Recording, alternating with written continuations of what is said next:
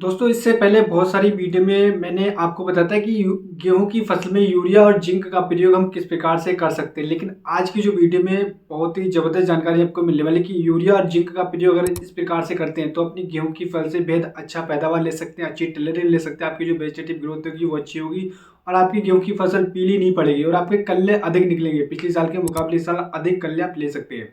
और जो मैं तरीका आपको बताने वाला हूँ, इस तरीका ये जो तरीका है वो साइंटिफिकली अप्रूव्ड है और काफ़ी सारे कृषि वैज्ञानिक ये हमारे किसानों को एडवाइस करते हैं कि अगर आप इस तरीके से यूरिया और जिंक का प्रयोग करते हैं तो अपनी गेहूं की फसल से अधिक टिलरिंग, अधिक फुटाव, आपकी वेजिटेटिव ग्रोथ अच्छी होगी और जो आपकी जो पैदावार होगी वो इस साल कम से कम 20 से 25% अधिक निकल करके आएगी।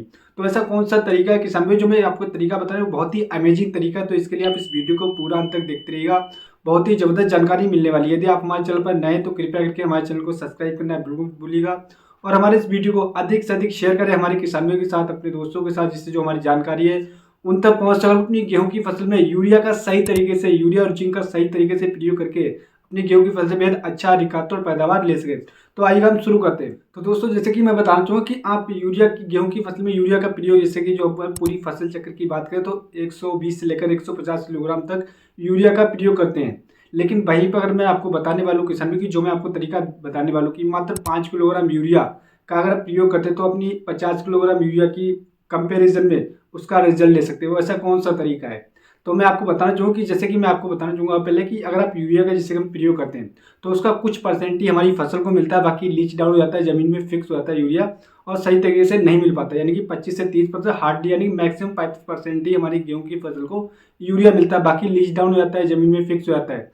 तो हमें हमारी वेजिटेटिव ग्रोथ रुक जाती है, हमारी टेलरिंग नहीं हो रही होती है।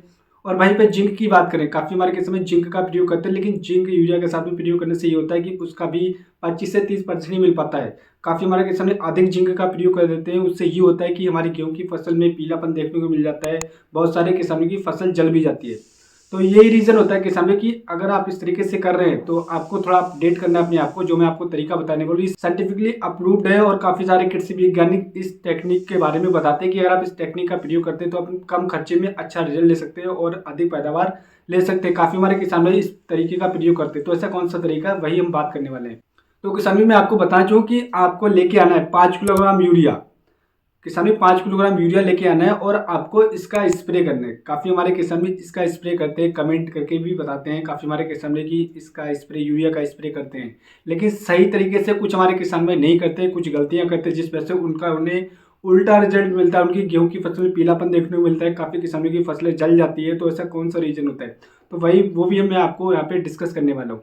तो जैसे कि आपको लेके आना है 5 किलोग्राम आपको यूरिया लेके आना है और दूसरा आपको लेके आना है चिलेटेड जिंक, क्योंकि जिंक पे यहाँ पे आगे पे काफ़ी गलती करते हैं जिस वजह से उन्हें सही रिजल्ट नहीं मिल पाता है और उनकी फसल पीली पड़ जाती है, जल जाती है।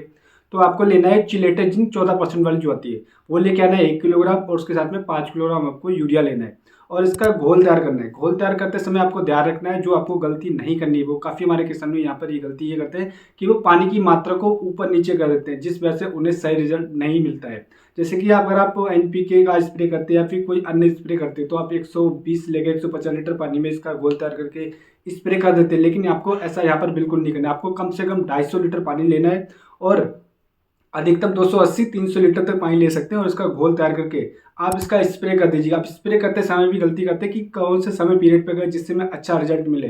तो मैं आपको यहाँ पे बताना चाहूँगा कि जब आपकी गेहूं की फसल 20 से 25 यानी पहली सिंचाई आपने कर दी और उसके बाद में आप 25 से 30-40 दिन तक अगर आप इसका स्प्रे कर देते हैं तो आपकी जो गेहूं की फसल में नाइट्रोजन की डिफिशियंसी थी, जिंक की डिफिशियंसी थी, वो डिफिशियंसी पूरी हो जाएगी। आपकी टेलरिंग अच्छी होगी, आपकी वेजिटेटिव ग्रोथ अच्छी होगी और आपका जो खेत होगा एकदम हरा भरा दिखाई देगा और टिलरिंग बहुत ही जबरदस्त देखने को मिलेगी। क्योंकि इस सारे जो टेक्निक का जो काफ़ी हमारे किसान प्रयोग करते हैं, लेकिन मात्र 5% ही इस टेक्निक का प्रयोग करते हैं।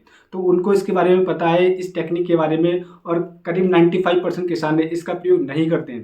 तो किसान भी मैं आपको बताना चाहूँगा अगर आप इस टेक्निक का प्रयोग करेंगे तो पहली बात तो आप अपना खर्चा बचा सकते हैं। बाकी यूरिया की जो डिफिशियंसी यानी कि जो आप 50 किलोग्राम यूरिया दे रहे थे तो आप उसको कम करके 5 किलोग्राम पर ला सकते हैं। इससे आपका खर्चा भी कम होगा, आपकी मेहनत भी कम होगी और आपका उत्पादन भी अच्छा होगा। अब एक चीज़ और मैं यहाँ पे बताना चाहूँगी, स्प्रे करते समय आपको ध्यान रखना है कि जब भी आप इसका स्प्रे करें तो खेत में नमी होना चाहिए। नमी होने के साथ साथ आपको सिंगल स्प्रे ही करना है। आपको ऐसा नहीं एक बार फुहारा मार दे दोबारा से उसी लाइन पे आ गए, तो ऐसा आपको बिल्कुल नहीं करना। सिंगल स्प्रे से करना है और आपको खेत में नमी बनाकर रखना है। कुछ हमारे किसान में स्प्रे करते हैं लेकिन नमी नहीं होती है, जिस वजह से उनकी फसल में उन्हें उल्टा रिजल्ट देखने को मिलता है, गेहूँ पीला पड़ जाता है, कहीं पे जल भी जाता है। तो ऐसा आपको बिल्कुल नहीं करना है।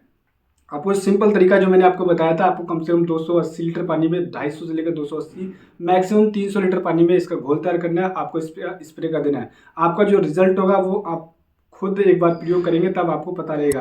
आपको एकदम वेजिटेटिव ग्रोथ अच्छी होगी, आपका पैदावार बहुत ही ज़बरदस्त निकल करके आएगा। तो इस तरीके से अगर आप यूरिया का प्रयोग करते हैं तो अपनी गेहूं की फसल में कम लागत में कम यूरिया का प्रयोग करके अच्छा रिजल्ट इस प्रकार से ले सकते हैं।